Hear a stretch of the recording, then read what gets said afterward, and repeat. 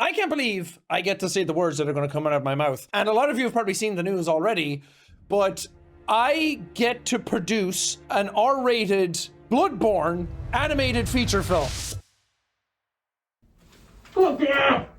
We are so back. As you know, Sony has just announced an R-rated BloodBorne animated movie with Jacksepticeye as the producer. This is the announcement us BloodBorne fans absolutely needed after the recent story about Bluepoint shutting down. It was revealed that Bluepoint had actually pitched a BloodBorne remake/remaster to PlayStation and Sony. Unfortunately, the idea got rejected due to Miyazaki, as BloodBorne is a franchise that he holds so dearly. He didn't want to let them go ahead if he couldn't be directly involved. Now, none of this has outright been said from him yet, but only inferred by myself and other creators and news outlets. But it does give hope for the possibility of a remake/sequel in the future, but that might be just copium. But it was to my surprise that 3 days ago we got this announcement from Sony at CinemaCon, and I've been so unbelievably hyped since. Now, I know that we're early doors, but this movie could be happening a lot sooner than what we think. As Jacksepticeye stated in his video that the project's been in the works for a while. We don't know how long that's actually been, but maybe that means that the movie could be coming out within the next couple of years. But with that, here's some things that I'd really like to see in the movie, and if you have any ideas of your own, be sure to put them in the comments. I really want them to push the horror/Lovecraftian themes and style into this movie.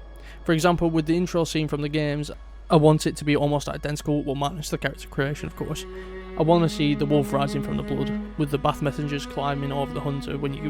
Seeing that for the first time in the game really set the tone of the game, and it's honestly one of the things that got me hooked on it in the first place. Seeing the tone of how this world was made, there was no looking back once you've already gone through. Literally, the entire tone of the world must be almost identical to the game.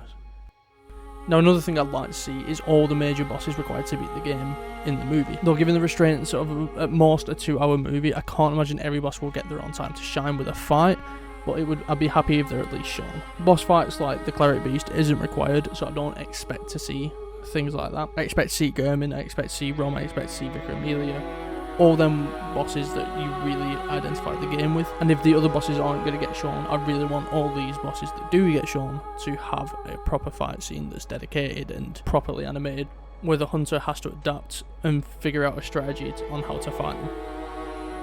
Now, when it comes to the lore side of BloodBorne, it's going to be difficult to demonstrate how the game did it whilst translating it to the format of a movie. But I'd love to see them try and do it with the details in the scenes and other things amongst that, to the point of where it could be viewed as very similar to the game in the way that the lore is spread out. All the cutscenes should be properly shown, and I really think that when they are shown, I think they should be kept to basically the same as in the game, as they're already animated there anyways, so you might as well take what's given to you. The other side of the lore is how far the story could actually lean into it with this sort of mindset in mind. I'd like to see details across the world. Things like Lawrence's skull when Vicar Amelia is defeated, where the hunter gets the flashbacks to, I believe, Willem, the fear of the old blood and such. I think that would be really, really good to be showing, because that's one of the key points that does tell the story of BloodBorne amongst all the other stuff. I'd like them to keep the story consistent with the game, and I really want them to lean into the horror side of showing all the lore as well, if it's possible. Now, another point of the lore when it comes to BloodBorne is the side quests. Now, side quests I don't think play a huge part in the overall storytelling of BloodBorne, but the few major ones that are in the game do really expand BloodBorne's world. Now, I think the ones that need to be included in the movie, or at least referenced or shown, are just seen happening in the background. Like the one between Father Gascoigne's daughter and himself with the mother in that battle arena, to do with the music box. That could be a way to show the lore of the world. Again, going back to that. But the red brooch as well afterwards, will he take it back? We don't know, but he just use it like most players do as a blood gem. But I think that would be really good to show that one. Another one that I think would be really good to show is Eileen's questline, because it's happening over the majority of the game. Well, up until the Red Moon, after Rom's defeated. I think that could be really cool to be seen playing out in the background. Not even having specific focus on it, but it could just be a reference for people who are paying attention.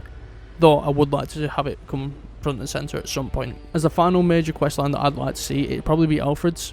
But the only issue with doing that is fitting Cainhurst and all that entire area, plus the summons and such, with the Vile Bloods lore, into that movie without making it feel rushed or like you didn't get enough time with them. But this is to be expected when putting a game into a movie. You're not going to be able to capture everything that you get in the game. The game can be 12 to 18 hours on just a regular playthrough, or it could be hundreds for some people, whereas the movie's going to be 2 hours. Now, I'm sure I've missed plenty of obvious things that I'd like to see put in the movie, but these are the things that just came to my mind off the top of my head when I was writing this out. But the main thing that concerns me about this movie is going to be the ending of it. Now, spoilers, if you haven't made it to the end of Bloodborne, this is your warning. Out of the 3 endings, I only think that 2 of them will work well. The one that I really don't think that will work well is the one when you go up to Gehrman at the end and you allow him to unalive the hunter. Now, the reason I don't think this one will play out so well is because it's such a contrast to the rest of the story in my eyes. Obviously, the hunt restarts again and you get that, oh, here we go again, and I don't mind that. But it doesn't really add like a continuation to the story, if you get me. It almost just creates a Groundhog Day sort of scenario where that's going to happen every time, because the hunter, I believe in the lore, doesn't remember after waking up. Now, the reason I picked one of these other 2 endings is because I just think thematically they are better off, and with closure when it comes to watching this as a movie, I feel like this will be better off for this situation. Now, as I'm sure most of you already know, to get one of these endings, you just need to fight Gehrman instead of letting him kill you. And with the other ending, you must fight Gehrman still, but you must have consumed 3 of the umbilical cords that you find across the game. Which after fighting Gehrman, which happens anyways, the moon presence is summoned. But if you've consumed all 3 umbilical cords, it means that instead of getting consumed by the moon presence, you get rejected by them, or you dispel them, and then you therefore have to fight the moon presence. At the end of the fight, you end up defeating them and becoming a Great One yourself. Now, I think this is the worst out of the 2 options that I'd like to see, only because I don't know how much the Great Ones are going to be able to be explored, and for non-players of the game who are just going to watch the movie, is it going to be really explained to them or shown what this is, or will they have to go outside the movie and to do the research? Now, I suppose that's not a bad thing to do, but I honestly see the second ending happening more than the third ending. And this ending is where you fight Gehrman and you kill him and the moon presence consumes you. You then become what Gehrman was, and you end up helping the other hunters transcend the hunt, essentially. And I think this could lead to a possible sequel, if they was to do it this way, where another hunter comes in, with your hunter guiding them through the streets of Yharnam, where they have to do all the things that the original hunter didn't do, then having that third ending be that movie's ending instead. To be fair, this just sounds like fan fiction in my eyes. I think that would be the way that they might handle it. Either way, I'm not going to be bothered, because it's Bloodborne at the end of the day. We haven't had anything other than a vinyl for the past 10 years, and I'm honestly just super excited for whatever happens with this franchise now, because it's giving me hope. But yeah, that's what I want out of the movie, and that's what I think is going to happen. But who knows, it could only end up being the first half of the game for all we know yet. Let me know what you'd like to see in the movie, and what ideas you have about what's going to happen with the story. And if you have enjoyed this video, subscribe, leave a like, and if you really enjoyed the video, here's a video of me platinuming Bloodborne for the first time. And who knows, I might even be live right now doing a run of Bloodborne. Thanks again so much for watching. I'll see you next time.